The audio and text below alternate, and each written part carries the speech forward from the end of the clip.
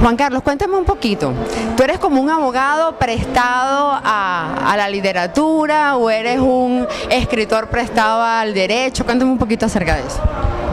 Yo pienso que esto es al revés, exacto, lo que dijiste de segundo. Yo me he sentido que toda mi vida las letras es lo que me mueve, ¿no?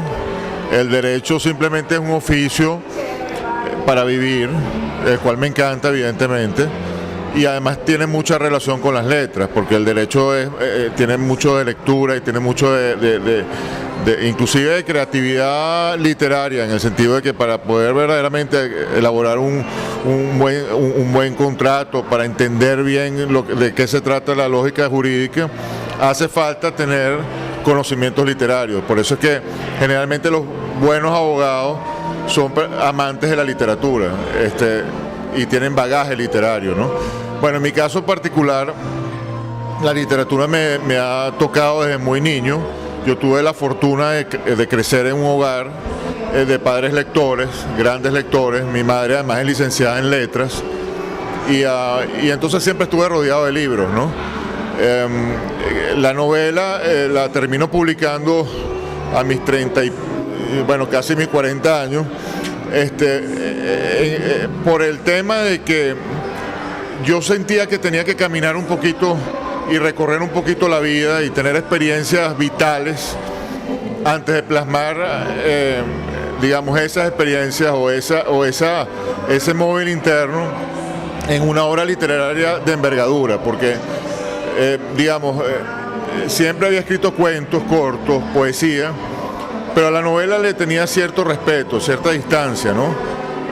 Hasta que, bueno, finalmente se dio el momento de una forma fortuita, no planificada, fue algo bastante espontáneo y bueno, y realmente fue una situación muy existencialmente plena y me abre una puerta que pienso,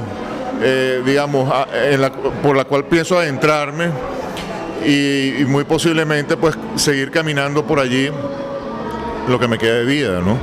Definitivamente yo no me hallo a mí mismo sin la literatura. O sea, entonces para responder concretamente tu pregunta, yo creo que soy un amante de las letras que casualmente es abogado, ¿no? Ok, pero en Cicatriz vemos que está, por ejemplo, la presencia de una visión muy personal tuya del país, al mismo tiempo, yo diría que hasta global, porque a través del tema del petróleo se va uniendo como varios países, varias situaciones al mismo tiempo. Pero ¿cómo la ves tú específicamente? Porque por supuesto, cada lector puede tener su propia imagen de lo que es la novela, pero para ti, ¿cómo se entrelazan todas esas cosas? El petróleo, la visión del país, la visión global del mundo. Cicatriz es una novela cuya esencia es el tema del poder, y el poder visto en toda su magnitud. Es decir, la primera parte de la novela te sitúa en lo que es el poder político, el poder económico, el poder social, ¿no? Es decir, el poder cosmético, lo que se ve, el poder superficial. Pero en la medida en que te vas adentrando en la historia, comienzas a tocar las fibras de lo cual realmente se trata la novela, que es el poder existencial, es el poder del individuo. Entonces, ¿qué es aquello que nos mueve como seres humanos, ¿no? ¿Cómo hay seres humanos que, viven ciertas experiencias que los marcan y los destruyen? Esas marcas son motivo de destrucción existencial. Entonces se transforman en seres amargados, en seres resentidos, en seres con hambre de venganza. Mientras que a otros también les tocan ciertas circunstancias que pueden catalogarse de traumáticas, que realmente les mueven el piso, pero más bien es motivo de lo contrario, de florecer existencialmente y caminar, si se quiere, hacia estadios existenciales superiores y alcanzar finalmente poder como ser humano. Entonces, Cicatriz envuelve todas esas facetas, ¿no? Entonces, la historia superficial, si se quiere, tiene que ver con el poder tras el poder, es decir, aquellos personajes, aquellas entidades, aquellas circunstancias que se encuentran tras bastidores, y que son las que determinan los principales momentos de la historia y las principales circunstancias inclusive de los países, por ejemplo Venezuela.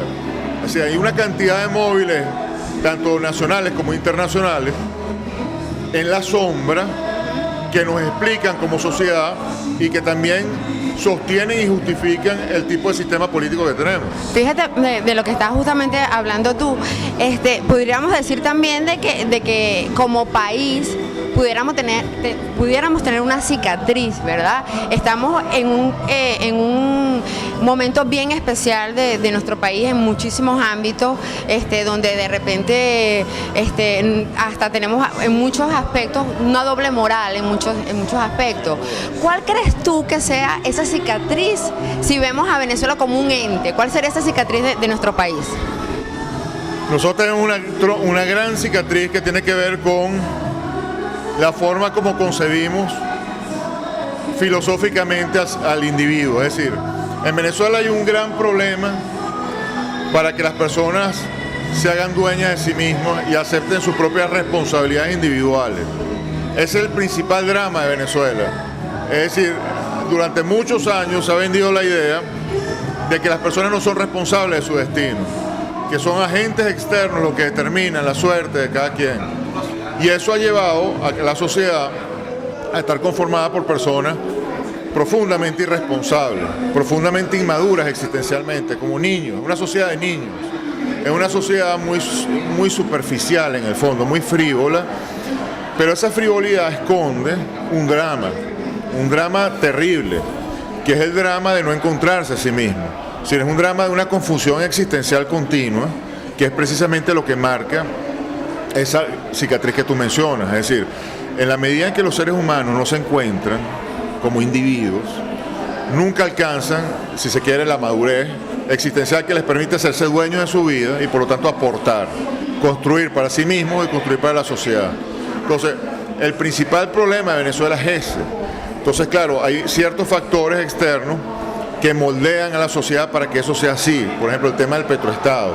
Entonces, el factor petróleo y cómo el petróleo se ha enquistado, digamos, en todo lo que es la idiosincrasia nacional, es esencial, digamos, es un elemento esencial para explicar lo que es Venezuela. Entonces, en Cicatriz, el elemento del poder que se mueve tras bastidores en el tema del petróleo, cuáles son los intereses petroleros desde el punto de vista de lo que hay detrás, es un común denominador y es una constante de la novela, ¿no? Entonces, en cierta forma, en la medida en que la lectura avanza, el lector va a encontrarse un poco con ese drama, con esa cicatriz, ¿no?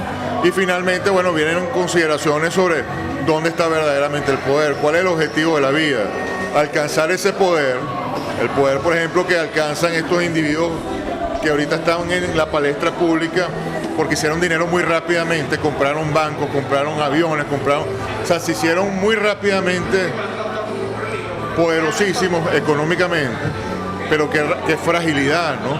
Qué rápido se resquebrajó todo y se transformó en nada, ¿no? Entonces, un poco esas reflexiones son continuas en la novela. Muchísimas gracias, de verdad, bien interesante. Gracias. Gracias.